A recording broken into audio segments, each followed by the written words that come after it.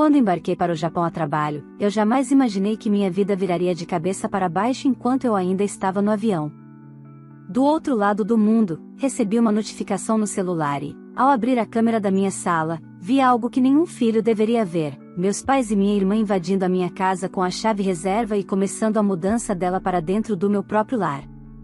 Pior, ouvi meu pai dizendo que a casa seria da minha irmã, e ela comemorando como se tivesse acabado de realizar o sonho da vida dela. Minutos depois, minha irmã postou uma foto em frente à minha casa com a legenda "Sonho realizado". Foi naquele momento que eu decidi: eles iam pagar caro por isso.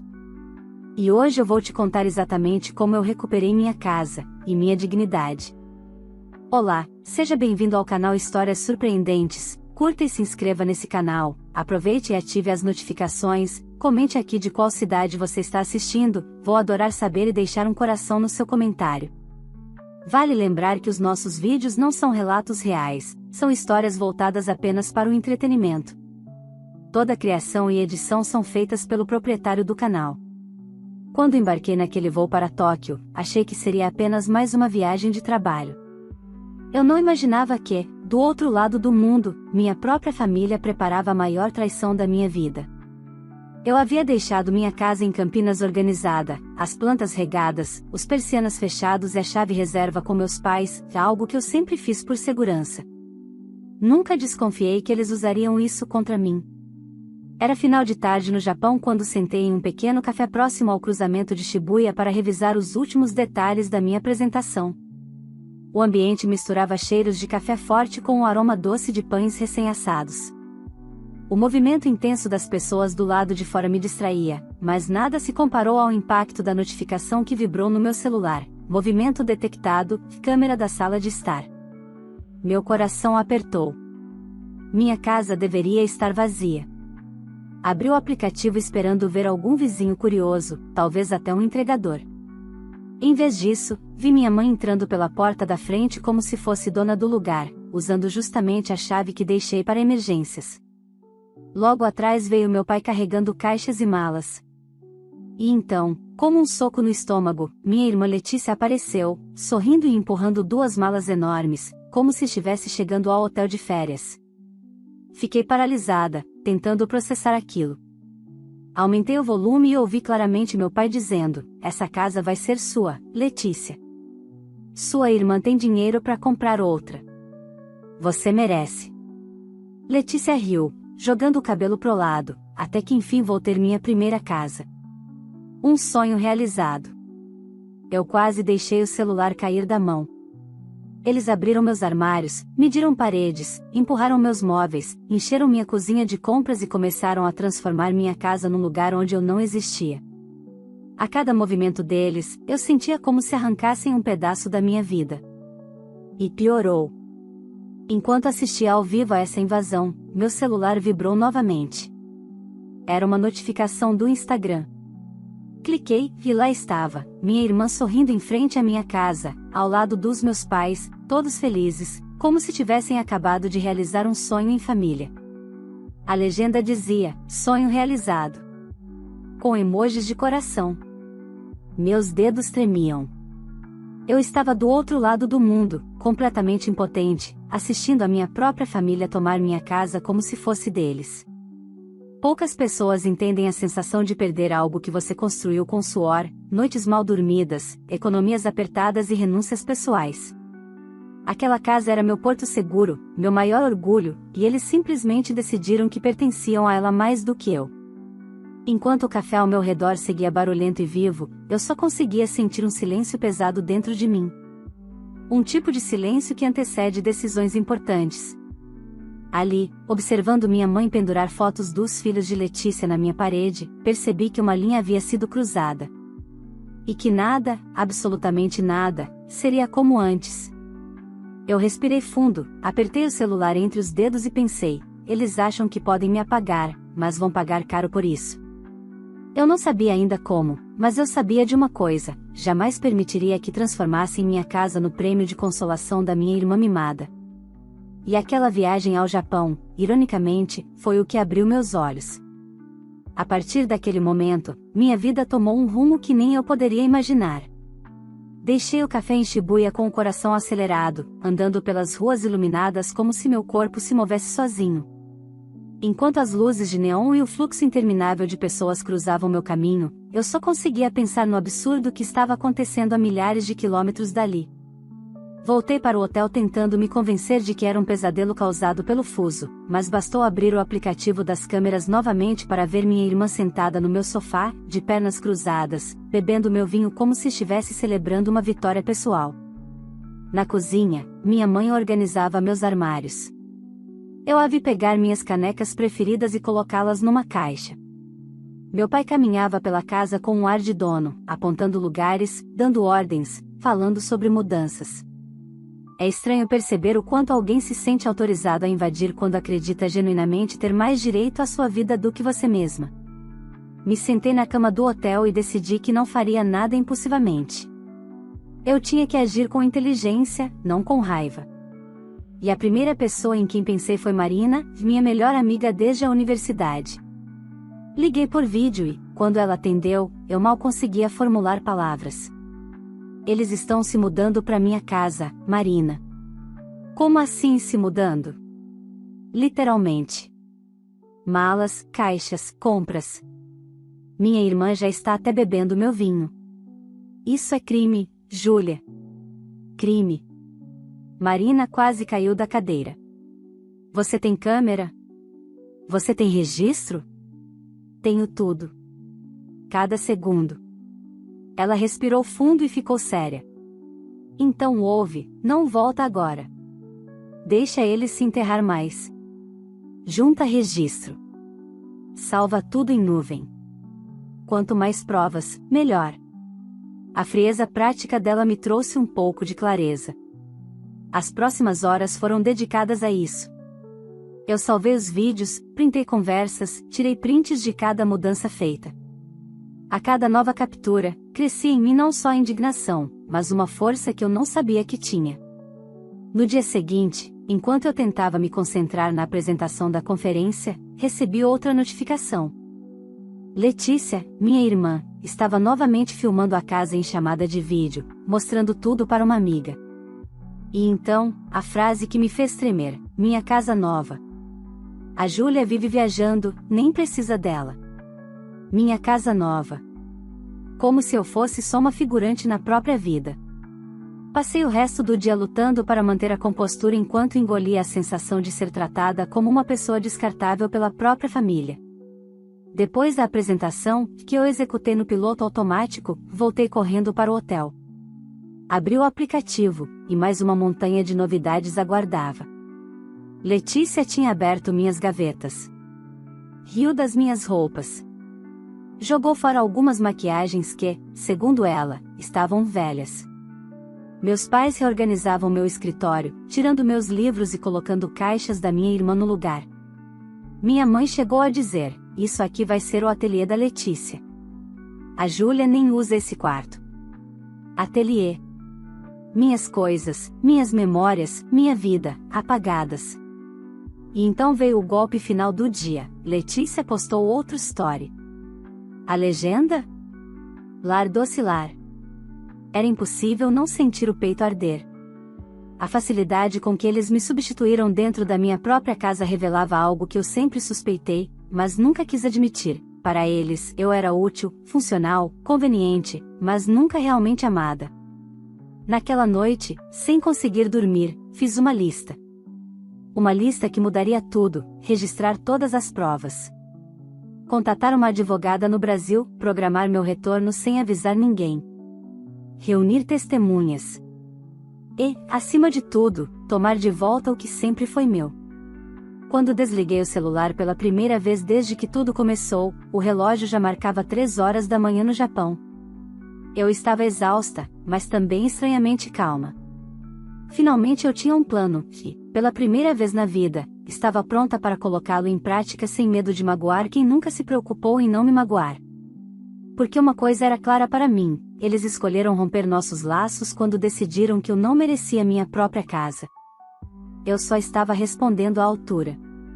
Voltar ao Brasil antes do previsto era arriscado, mas ficar assistindo minha casa ser tomada sem reagir era impossível. 2 dias depois da apresentação, reservei uma passagem silenciosamente, sem postar nada nas redes. Eu sabia que, se meus pais desconfiassem de que eu estava voltando, tentariam arrumar a casa, sumir com os pertences da Letícia ou manipular a narrativa para parecer que tudo não passou de um mal-entendido. No caminho para o aeroporto de Narita, revisitei os vídeos das câmeras. Minha mãe já falava como se a casa tivesse sido comprada por ela. Meu pai pintava a parede do quarto de hóspedes, agora quarto da Letícia, sem a menor cerimônia. Letícia testava roupas minhas, fazia vídeos dançando no meu corredor e dizia à amiga: essa casa é tudo. Muito melhor que o meu apartamento. Eu mereço esse conforto. Eu apertei o celular com força. A forma como ela falava deixava claro que não havia arrependimento nem hesitação. Era um direito que ela acreditava ter, um direito que meus pais alimentaram por anos.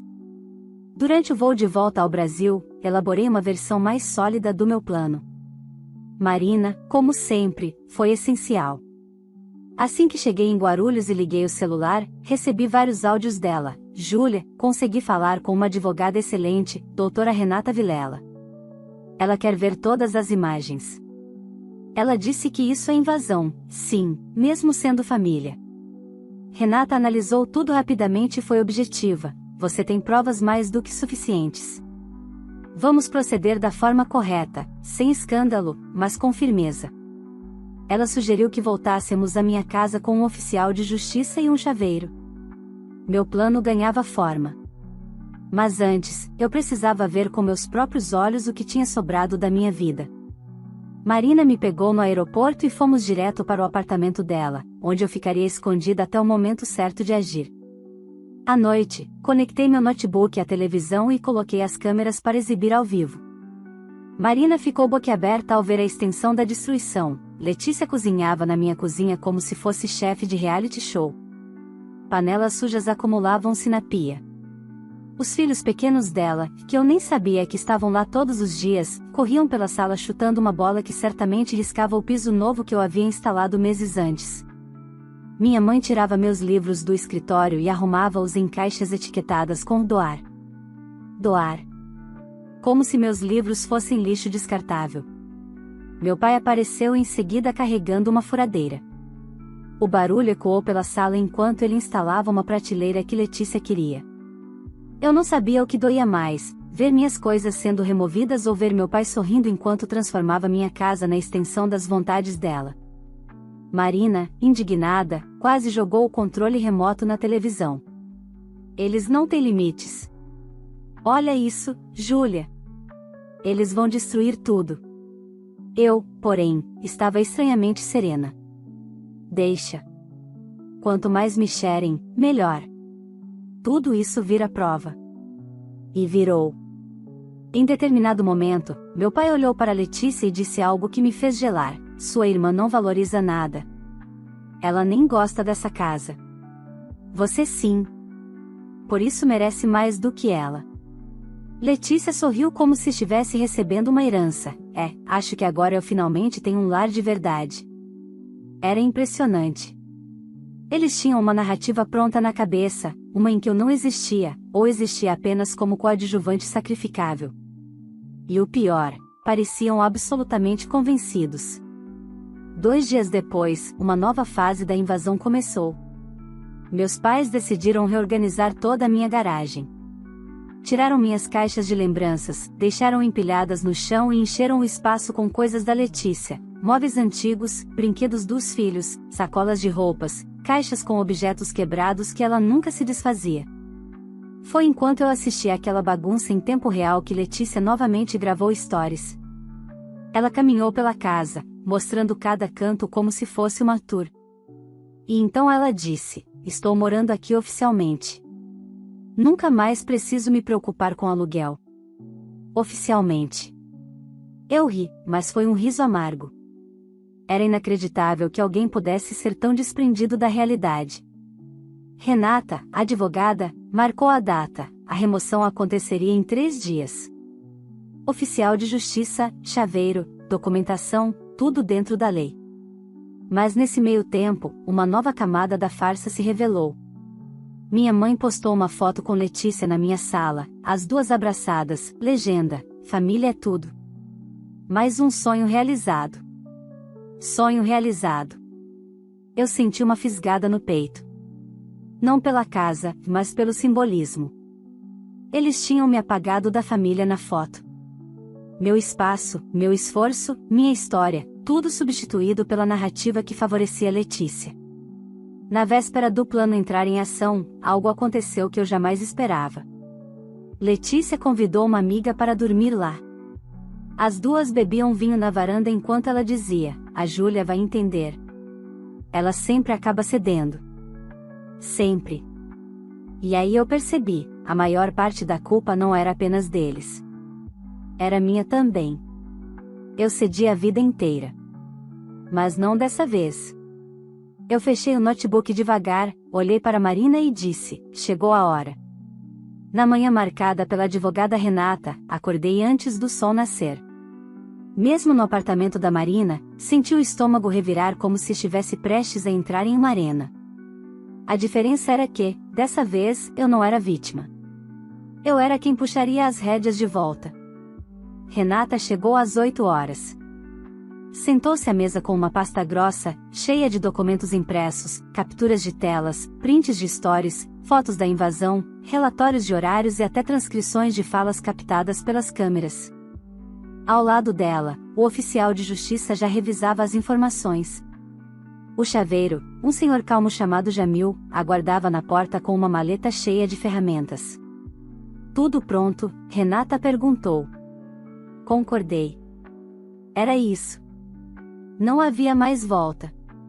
Saímos do apartamento da Marina em 2 carros. O trajeto até minha casa durou menos de 15 minutos, mas cada curva parecia esticar o tempo. Eu tentava imaginar a reação deles. Se estariam dormindo, se Letícia estaria fazendo stories, se meus pais apareceriam de surpresa, como faziam quando me visitavam sem aviso. Quando dobramos a esquina da minha rua, senti o coração parar por um segundo. Meus pais estavam lá. O carro deles parado na frente da minha garagem, a porta do porta-malas aberta, caixas no chão. Eles continuavam trazendo coisas da Letícia. Como se estivessem consolidando a ocupação, selando o absurdo com mais absurdos. O oficial de justiça desceu primeiro. Renata veio logo atrás, segurando a pasta. Jamil esperou pela sinalização dela para se aproximar. Eu saí do carro por último, sentindo a energia mudar. Era minha rua, minha calçada, minha casa.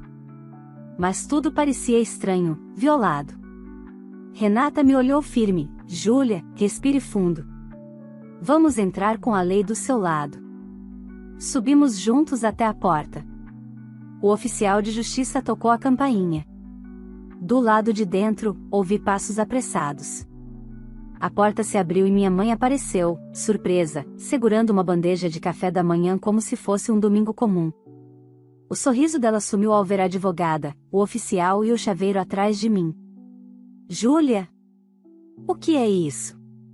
Respirei fundo. "É a devolução da minha casa." Ela não entendeu de imediato. Ou não quis entender. Letícia veio logo atrás dela, ainda de pijama, o cabelo bagunçado, segurando meu roupão bege que ela havia adotado. "O que tá acontecendo?" ela perguntou, irritada pela interrupção. Renata abriu a pasta. "Conforme consta no documento, a senhora Letícia e quaisquer outros ocupantes estão em situação de posse irregular deste imóvel, invadido sem autorização da proprietária legal, a senhora Júlia Almeida." Minha mãe arregalou os olhos. "Invadido? Renata, pelo amor de Deus, isso é família." Renata foi impecável. "A senhora usou uma chave destinada exclusivamente a emergências, sem autorização da proprietária, para permitir a entrada e permanência de terceiros. Isso caracteriza a violação de domicílio." Letícia riu, debochada. "Viola o quê, gente? É minha irmã. Ela vai entender." Eu a encarei pela primeira vez desde que saí do Japão. "Eu já entendi, Letícia. Entendi tudo. Inclusive o quanto vocês acham que eu sou idiota." O silêncio foi imediato. O oficial de justiça então entregou o documento formal. Vocês têm 3 horas para retirar todos os pertences que não pertencem à proprietária.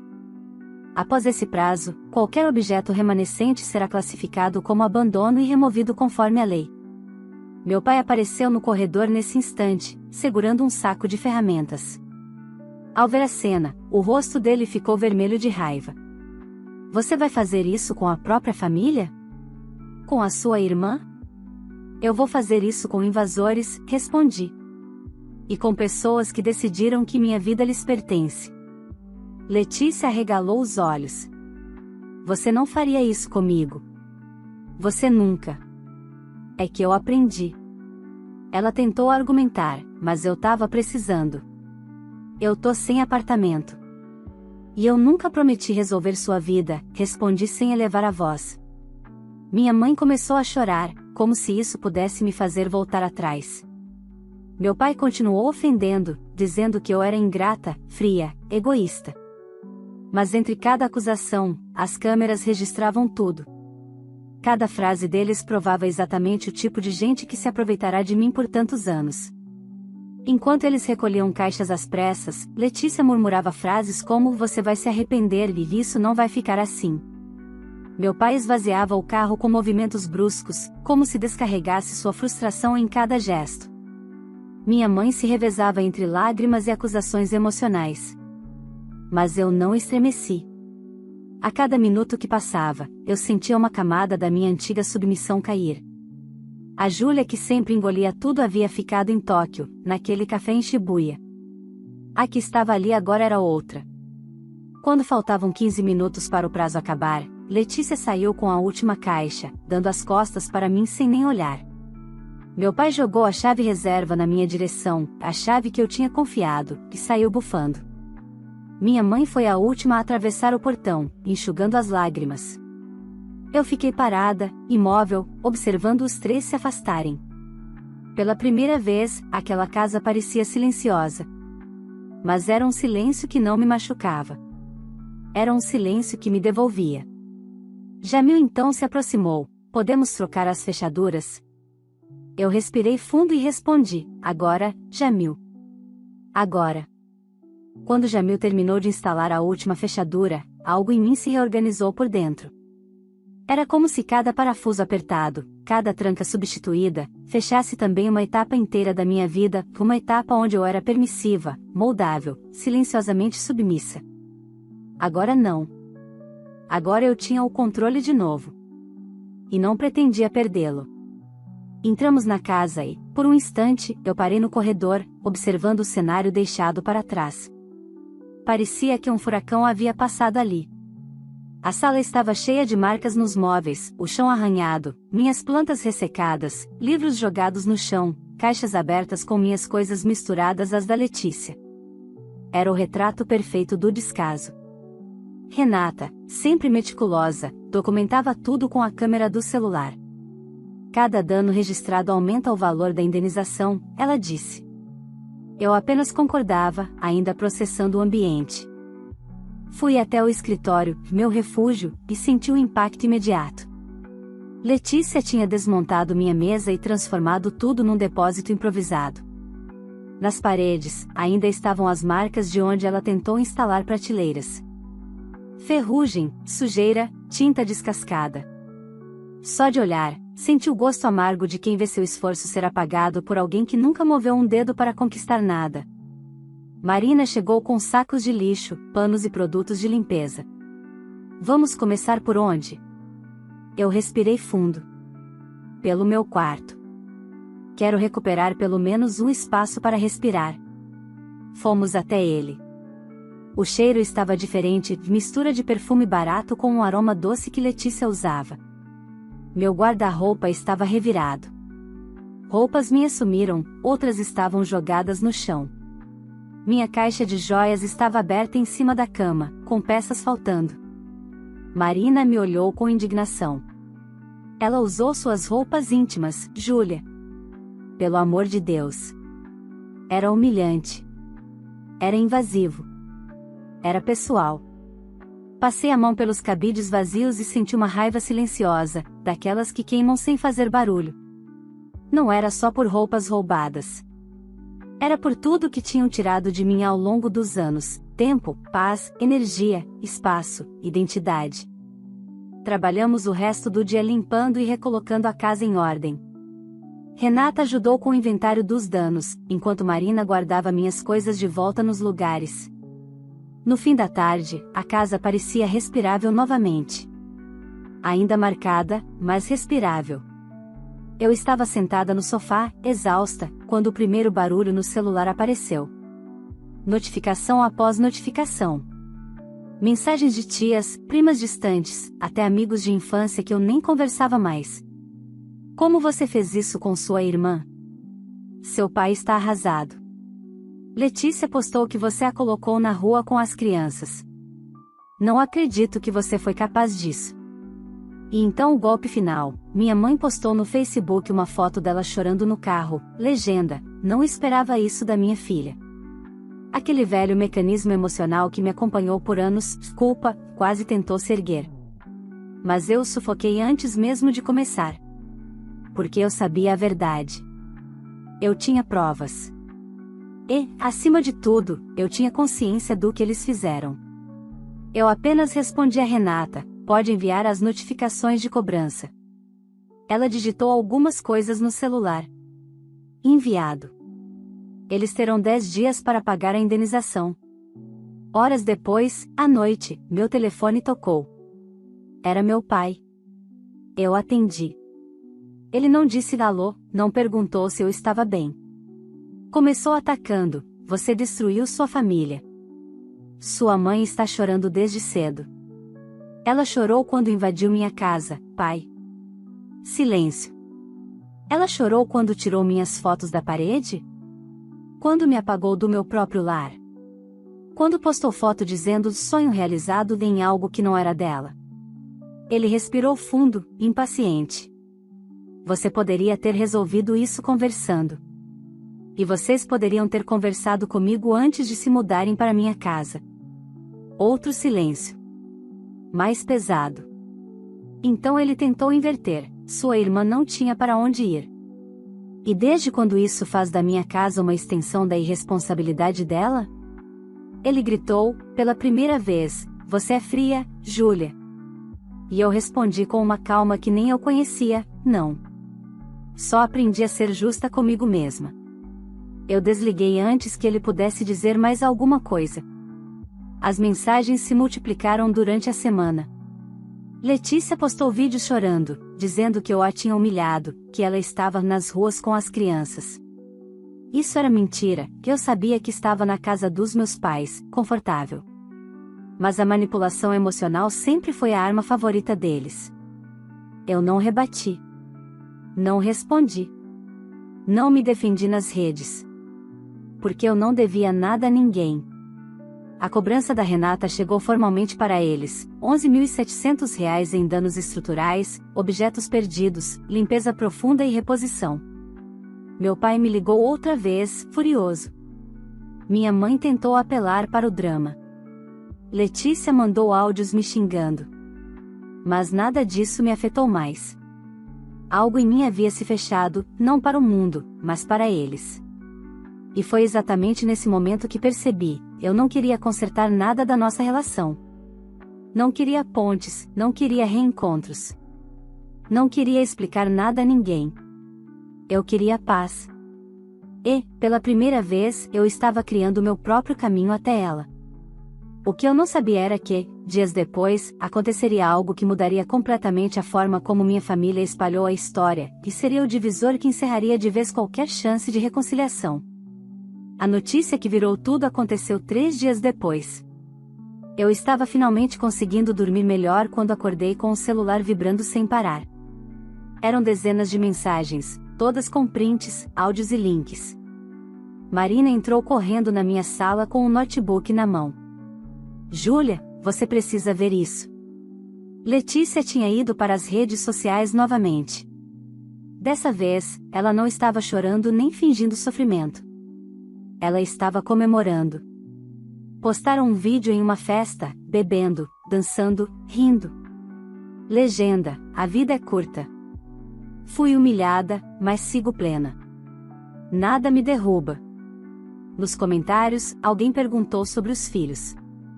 Ela respondeu: ficaram com minha mãe. Eu mereço um descanso. Marina me olhou com descrença. Então quer dizer que ela passou uma semana inteira dizendo que estava desesperada com as crianças, fazendo drama, e agora, isso? Eu não precisei responder. O próprio vídeo já respondia. E foi aí que tudo começou a ruir, não para mim, para eles. No mesmo dia, uma tia distante, que tinha me enviado um texto enorme me chamando de monstro, apagou o comentário e mandou outro: desculpa, Júlia.